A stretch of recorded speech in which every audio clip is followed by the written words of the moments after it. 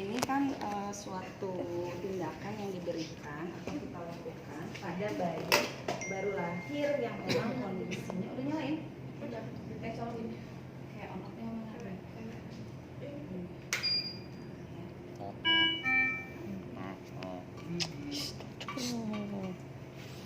Suhunya kita atur di 34 derajat Celcius. Tapi biasanya dia otomatis menyesuaikan suhu ruangan.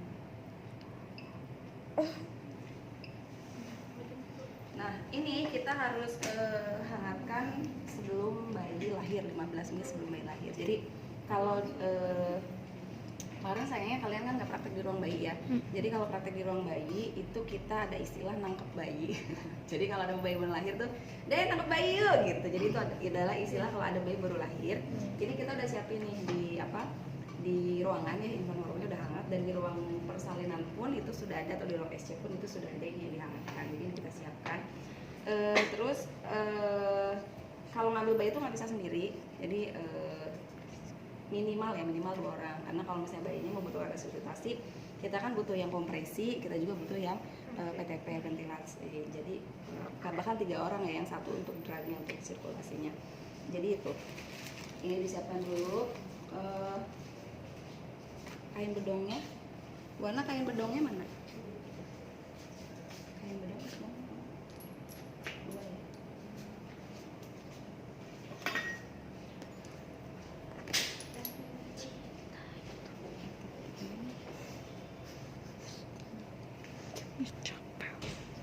Peralatan itu kita butuh apa ini namanya?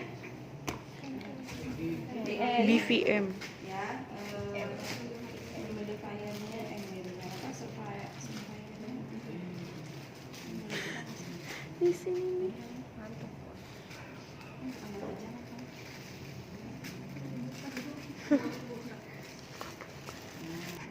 Tanpa dipasang oksigen, tanpa dipasang survivor apa sih namanya? Ini nih. Enggak ini kantong ini nih. Survivor kan namanya, benar nggak? Nah, jadi kalau kita memberikan ventilasi tanpa disambungkan ke oksigen, ini kita memberikan ventilasi atau oksigen murni 21%. Jadi menggunakan suhu di lingkungan. Kalau kita gabungkan dengan selang oksigen, terus kita masukin ke oksigen sentral, ini kita memberikan oksigen sebanyak 40%. Ya, kalau misalnya udah pasang oksigen terus ditambah si kantong ini, ya, ini menjadi 100%.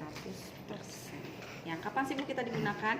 Kalau bayinya normal, kalau usia gestasinya normal, kita cukup menggunakan ventilasi yang 21% gitu ya. Tapi kalau misalnya bayinya kurang dari 32 bulan, itu kita pakai dengan yang ada oksigen, kita belikan yang 40% gitu ya. Oke, ini kita butuhkan. Kemudian sungkupnya ini kita sesuaikan dengan mulut bayi ya. Jadi kalau ini kegedean nggak menurut kalian? Pas ya. Tapi ini panjang tuh sininya. Nanti kalau kayak gini udaranya keluar tuh. Cuma lagi kecicilan ya. Mbak nggak darinya? Bang. Nah, ya. Terus handscoon kita butuh handscoon. Udah ada. Ya, kita Yang butuh peka kan handscoon. kalau dari cepat. Terus stetoskop, pulse oximetry. Nah, kalau di bayi itu pulse oximetrinya nggak dipasang di jari. Pulse oximeter bukan model yang jepit itu ya? Jepit itu ada khusus untuk bayi, dia dipasang di pergelangan tangan ataupun di sini, tapi bukan yang portable yang kayak kita punya. Bisa nggak sih Bu pakai itu? Kemungkinan sih karena terlalu besar ya, bisa sih dipakai, cuma harus hati-hati, takutnya sebaiknya tangannya kan kecil ya, langsung di situ kegedean gitu. Nah, itu ada khusus. Jadi kita nanti bisa cek di alat pulse oximeter itu kan kita bisa lihat heart rate-nya berapa ya, sama saturasi oksigennya kan berapa. Tapi kalau misalnya nggak ada pulse oximetry, kita harus ngukur denyut si bayinya. Berarti dari mana? Dari nadi apikal. Kita dengerin secara manual menggunakan stethoscope. Berapa menit? 6 menit. menit kalau kita lagi ke TV, tapi kalau misalnya tidak, kita ngukurnya 6 detik dikali 10. Ya, gitu. Nah, alat-alat udah kita siapkan rapi, jadi di rumah sakit itu sudah ada meja khusus untuk resusitasinya. Pertama adalah ketika kita menerima bayi gitu ya, yang harus kita perhatikan adalah 3 pertanyaan tadi. Satu, apakah bayinya cukup bulan? Kemudian kedua, apakah bayinya itu di situ apa? Menangis atau tidak? Dan bayinya tonus ototnya baik atau tidak? Ya. Jadi ketika kita nerima bayi itu kita cek 3 hal itu, dan kita kan bayi kalau misalnya dia lahir dari ruang perawatan, dari ruang bersalin, itu kan posisinya diselimutin ya, benar nggak? Pakaiin baju lucu banget. Nah, kan kita kalau nangkep bayi itu posisinya kita harus udah pakai APD ya, pakai apa namanya, shomek atau barbershop atau pakaian biasa. Kalau di ruang bayi itu kita suka ada kain ya, kain khusus. Terus pakai cap ya, pakai handscoon, pakai Google bila perlu, karena kita nggak tahu cairan yang apa namanya muncul di pasien ini, yang ada di pasien kan kita nggak tahu apakah dia terinfeksi atau tidak. Nah, ketika kita nerima bayi, ini kita harus siapkan ini sudah dalam kondisi hangat. Nah, ini kan nangkep ya, kita ambil, cek 3 hal tersebut ya. Kemudian apa namanya? Jadi pada saat terima bayi itu pertama kita harus hangatkan bayi dulu ya, makanya disimpan di infant warmer ya, hangatkan bayinya dulu. Terus diapain lagi? Atur posisinya gitu ya. Terus kemudian apa namanya? Oh ya, kalau 3 hal tadi jawabannya tidak, itu kita langsung lakukan perawatan bayi normal gitu ya. Tapi kalau misalnya ada salah satu jawabannya ya, kita harus persiapan untuk melakukan resusitasi ya. Nah, jadi pertama kita hangatkan dulu bayinya ya. Ini kan basah nih. Kemudian diapain habis dihangatkan? Posisikan kepala, Ya, posisikan kepala, jalan. tidak hiperekstensi ya, cukup ekstensi saja. Terus isap lendir.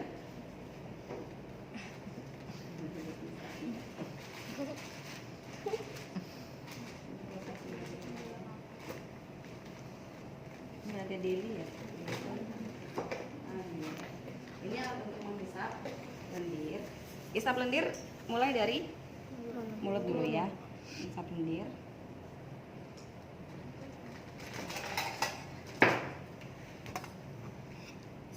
Ya. Nah, ini setelah dihisap baru yang di hidung. Nah, ya. Kemudian setelah hisap lendir, apa namanya, hangatkan, posisikan kepala, isap lendir, baru dikeringkan. Kembali ke sih, ikal hangatkan, benar ya? Oke, saya coba cek dulu. Saya lihat perimbunan dulu bayi ya, dari mulai kepala, ya kepala ya, terus sampai ke bawah. Ini kita keringkan. Baru kemudian rangsang taktil dengan cara diusap dan disentil. Kalau dulu mungkin suka ngeliat video rangsang taktil itu dibalik ya, ya itu betul ya. Kalau sekarang tidak, boleh usap belakang sama ini ya, di apa namanya, dicek ya gitu. Kemudian ini diganti, si kain yang tadi kan basah tuh ya, terus kita ganti. Kalau pemeriksaan bayi itu kalau baru lahir cek Apgar score kan ya. Salah satunya kan tadi tuh kalau kita mau menentukan dia butuh resusitasi atau tidak kan, kalau Apgar score-nya jelek dia nggak nangis ya kan, nadinya lemah, itu udah pasti Apgar score-nya jelek. Jadi baru kita cek nih butuh nggak resusitasi atau enggak gitu ya. Nah, setelah selesai diapain lagi? Ya. Udah selesai nih ya, udah selesai dikeringkan, rangsang taktil dan sebagainya. Terus kita lakukan penilaian. Apa yang dilihat? Usaha nafas dan ya. LDC. Oh iya, kalau misalnya di rumah sakit ada pulse oximetry, itu pasang ke pergelangannya dia ya. Ini pulse oximetry modelnya gimana? Biasa ya dia. Tuh kan ini kegedean nggak buat bayi? Iya, gede banget. Ya. Ya, kalau di bayi itu yang di pergelangan atau di ada alat khususnya, pasang pulse oximetrinya, kemudian kita lakukan penilaian bayinya nafasnya spontan atau tidak, terus nafasnya apa namanya, mengap-mengap atau enggak, ya apa sih gitu nggak ya, lihat pernapasannya mengap-mengap atau tidak, terus cek nadinya ya, cek frekuensi nadi atau heart rate bisa kita dengarkan di bawah Nah, di sini ya. Dicek selama 6 detik, berapa hasilnya dikali 10. ya. Nah, kalau misalnya frekuensi nadinya kurang dari 100 ya, kurang dari 100, bayinya juga tampak mengap-ngap, baru kita lakukan pemberian VTV ya, ventilasi tekanan positif ya. Nah, kita cek pakai sungkup yang pas dengan body. Corona. Minum. Ini gini ya, benar nggak sih? Iya, betul. Iya, Ibu. Karena ini di sini ya, karena ini saya pasang begini. Nah, ini atau yang bulat boleh. Nah, kita pakainya caranya adalah di seperti biasa. Kalau di dewasa juga kan huruf C ya, rahangnya agak diangkat ya. Nah ya, kita berikan selama 30 detik, itu kurang lebih 25 sampai 30 kali yang kita berikan tekanannya, gitu ya. Iramanya atau ritmenya boleh bilang 1 pas 2 pas terserah ya. Ada juga yang bilang 1 lepas 2 lepas gitu ya. Ini harus sampai ini rahangnya agak kita ya. 1 lepas ini masih bocor nih. 2 lepas 3 lepas 4 lepas 5 lepas 6 lepas 7 lepas 8 lepas 9 lepas 10 lepas 1 lepas gitu ya. Jadi jangan ke 11 lepas 12 lepas 13 lepas capek gitu ya. Kurang lebih sampai 25 atau sampai 30 kali ya. Nah, kalau sudah dilakukan penilaian kembali ya. Lihat di pulse oximetry berapa heart rate-nya, lihat bayinya masih nafasnya mengap-ngap atau tidak ya. Kalau misalnya bayinya di heart rate-nya dia udah di atas 100, kemudian nafas juga udah nggak mengap-ngap, terus kalau bayi nafasnya udah spontan normal, heart rate-nya bagus tuh bayinya nggak biru ya, dia merah. Terus nafasnya biasa, terus dia nangis, terus tonus ototnya gerak-gerak, berarti ventilasi kita berhasil. Kalau VTV kita berhasil, udah nggak perlu di RJP, nggak perlu dikasih kompresi, nggak perlu di VTV, langsung dirawat di ruang pos resusitasi, diobservasi gitu ya. Nah, kalau misalnya setelah 30 detik ternyata heart rate-nya masih kurang dari 100 ya, nafasnya masih mengap-ngap, kita jangan dulu langsung kompresi, tapi kita cek dulu tadi sungkup yang kita pasang bener atau enggak ya. Nah, ini sungkup yang kita pasang ini bener apa enggak, kita bisa cek yang kita singkat dengan SR IPTA atau Sri IPTA, beda-beda sih nyebutnya ya. S berarti sungkupnya ini bener apa enggak, jangan-jangan sungkupnya kegedean atau kekecilan gitu ya. Kemudian R, reposisi kepalanya bener atau enggak ya. Terus dilihat juga itu apa SR ada lo di bawah situ. Isap lendir. Isap lendir. Khawatir masih ada lendir yang tersisa. Isap dari mulut, kemudian dari hidung, terus Buka mulut. buka mulut. Khawatir tadi kita nggak maksimal karena mulut bayinya tertutup. Kita buka mulut, kemudian Tekanan. ya tekanannya ini bisa kita tambahkan. Tadi saya berikan tekanan nggak sampai full ya, cuman setengahnya aja, sepertiga atau setengahnya. Ini bisa kita tambah ya. Ini insya Allah tidak akan karena ini khusus untuk bayi, jadi kalaupun kita menekan terlalu dalam itu tidak akan membahayakan atau mencederai dari paru-paru ya. Terus apa lagi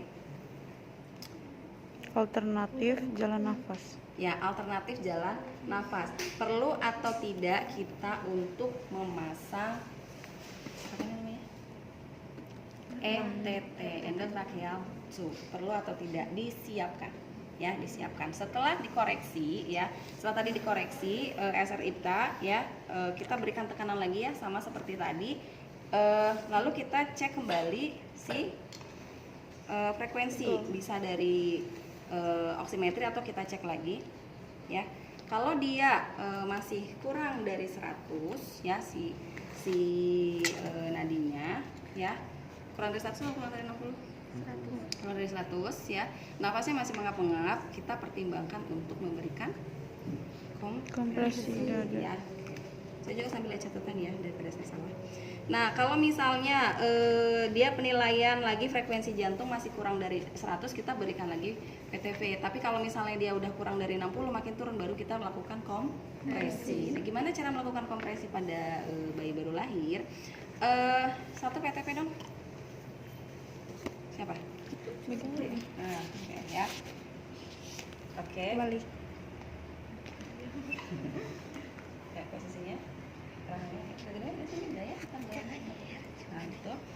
Nah, caranya adalah kita apa namanya, kalau istilah awamnya kita raba proses sipoidnya, ya. Terus kita naik dikit di atasnya, ya posisinya ini. Terus kita berikan ini selama 30 detik, ya, dengan perbandingan 1:3. Jadi ininya 3 kali kan 1, 2, 3, 1. Ya, biasa aja Bu. 1, 2, 3. Ya, tuh 2, 3. Tuh 2, 3. Tuh 2, 3. Tuh 2, 3. Tuh 2, 3.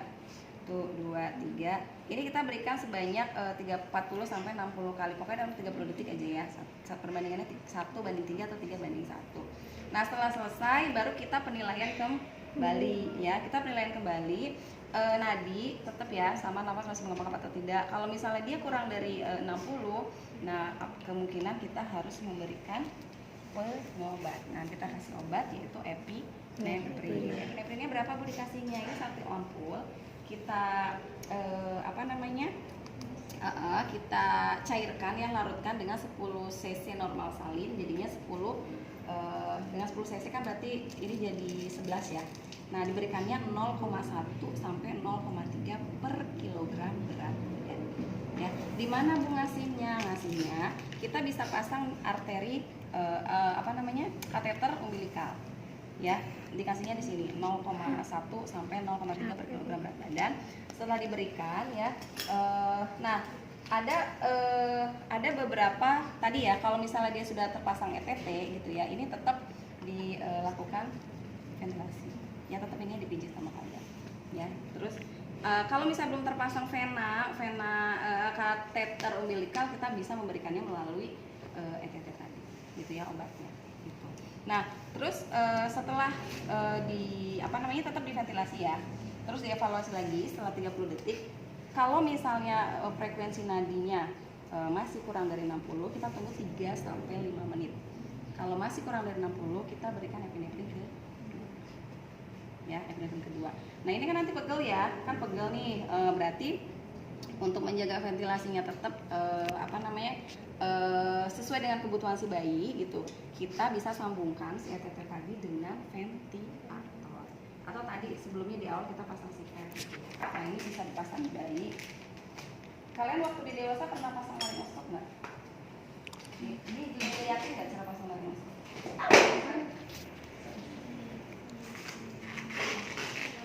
Nah, dilihatin doang ya. Ini alatnya dari plastik saya. Dari plastik. Nah, ini kan pasangnya di sini ya. Nah, ini lampunya nyala. Pasangnya itu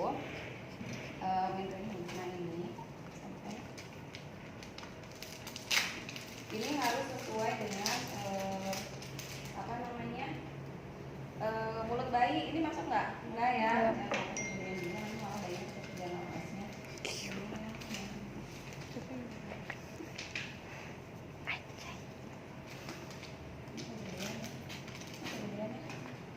Nah, ini dimasuk. Ini caranya masukin dulu alatnya. Nah, pastikan si lampu ini tuh nyala.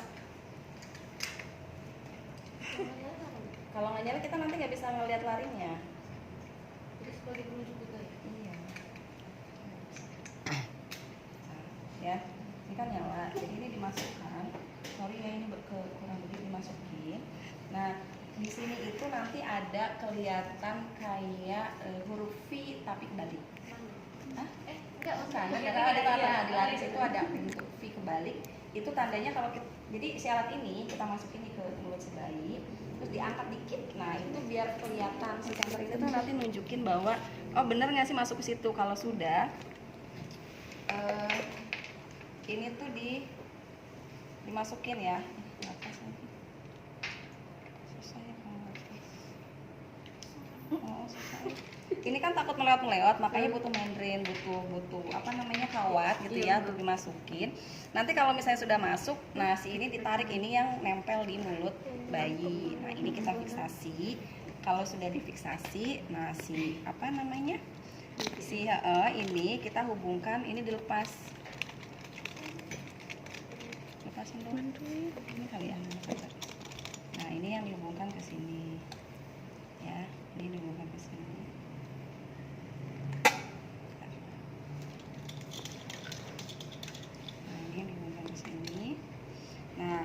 kita tambahkan konsentrasi oksigennya dengan cara apa? Ini disambungkan ke oksigen sentral. Ya, jadi dia dapat 41% oksigen, ini tetap melakukan ventilasi.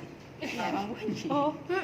Ya, tapi kita tidak melakukan kompresi. Kita hanya memberikan ventilasi. Ya, jangan dikompresi. Jadi kalau misalnya si bayi heart rate-nya masih kurang dari 100, tapi nafasnya sudah heart rate-nya sudah 100, tapi nafasnya masih mengap-ngap, ini kita tetap berikan ventilasi. Ya, gitu. Atau kalau misalnya sudah mohon maaf ya, bayinya misalnya dalam kondisi udah berapa kali dikasih obat terus posisinya masih seperti ini kemungkinan kita perlu tidak disambungkan dengan ventilator.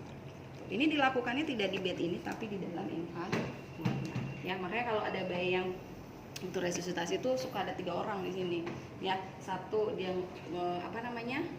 kerja ngurusin breathing gitu ya, satunya ngurusin ini kan airway ya, ini breathingnya gitu, sama satu lagi ngurusin sirkulasi obat-obatannya. Tetap harus ada timer ya, yang hitung siapa timernya, yang ngurusin obat tadi. Jadi misalnya 30 detik oke, evaluasi gitu ya, 30 detik oke, evaluasi.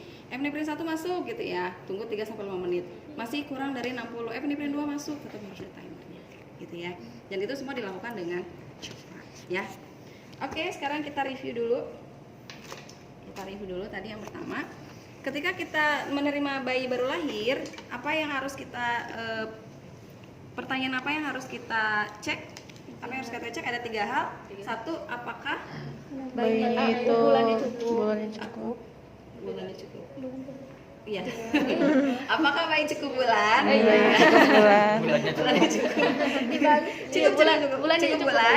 Kedua, apakah bayi menangis ya atau tidak, bernafas atau tidak, menangis atau tidak. Bayi itu pokoknya kalau dia nangis kencang udah pasti itu bagus bayinya dan dia merah ya. Kan saya pernah cerita kalau bayi di dalam perut ibu itu kan dia nafasnya nggak pakai paru-paru dong, bener nggak? Dari mana dapat oksigennya? Dari plasenta ya, dari plasenta. Jadi ketika dia lahir kemudian plasentanya dipotong, kemudian dia keluar, akan ada tekanan kan yang masuk ke dalam paru-paru si bayi, itulah yang menyebabkan paru-parunya mengembang ya. Jadi pada saat bayi keluar terus dia nangis tuh surfaktan itu bekerja, alveolnya ngembang. Nah, makanya oksigen masuk dia nangis gitu ya. Nah, kalau nggak nangis, berarti surfaktannya tidak mengembang dengan sempurna kan, alveolnya tidak mengembang dengan sempurna sehingga si bayinya mengap ya. Jadi nangis atau enggak. Terus yang ketiga, tonus ototnya, cek bagus atau enggak. Tonus otot yang bagus tuh kayak gimana? Gerakannya ya, kalau bayi normal itu gimana sih posisinya? sukanya nendang, enggak bukan gitu. Fleksi kan? Tangannya fleksi, kakinya fleksi ya. Iya kan, suka gitu. Kalau ini bayinya normal nggak nih? Kalau ini bayinya normal nggak? Ini enggak normal nggak? Enggak. Kalau normal itu gimana posisinya? Ini yang lipat, ini yang lekuk. Ya, iya gitu. Jadi posisinya nekuk terus ya. Jadi kalau bayi normal tuh ya posisinya nggak mau diem, ingin nekuk. Kalau itu sudah bagus ya udah kita lakukan perawatan rutin saja ya. Sama kalau perawatan rutin tadi si bayinya dihangatkan, kemudian isap lendir, hangatkan, kemudian atau posisi isap lendir, keringkan, rangsang taktil. Kalau itu posisi semuanya bagus, langsung kasih ke ibunya ya. Kalau tadi 3 hal itu bagus, pokoknya udah langsung kasih ke ibunya. Kita cukup isap lendir, keringkan, kasih ke ibunya, langsung untuk IMD ya, di ibunya, inisiasi menyusui dini. Tapi kalau misalnya tadi salah satu saja jawabannya ada yang tidak. Kita ngapain? Hangatkan Ya, berarti tadi dulu ya, hangatkan bayi dulu. Kemudian posisikan kepalanya, bersihkan jalan nafasnya, keringkan ya, terus stimulasi, posisikan kembali, terus kasih stimulasi. Ini sampai kering ya, kasih stimulasi. Pokoknya kalau misalnya ada Fairnex kasiusnya banyak, bersihin dulu, entar dulu deh, itu mah belakangan ya, itu bisa nanti. Ini rangsang taktil ya, dua-duanya rangsang taktil. Kemudian bayinya kita ganti selimutnya, tapi bayinya kita evaluasi heart rate-nya ternyata kurang dari 100 dan nafasnya mengap-ngap. Kita apain? Ya, pasang pulse oximetry ya, pasang pulse oximetry, terus pasang monitor EKG kalau ada. Ya, pasang monitor EKG kalau ada ya, kalau ada. Kalau tidak ada nggak usah dicari-cari ya. Terus lakukan LDG ya, lakukan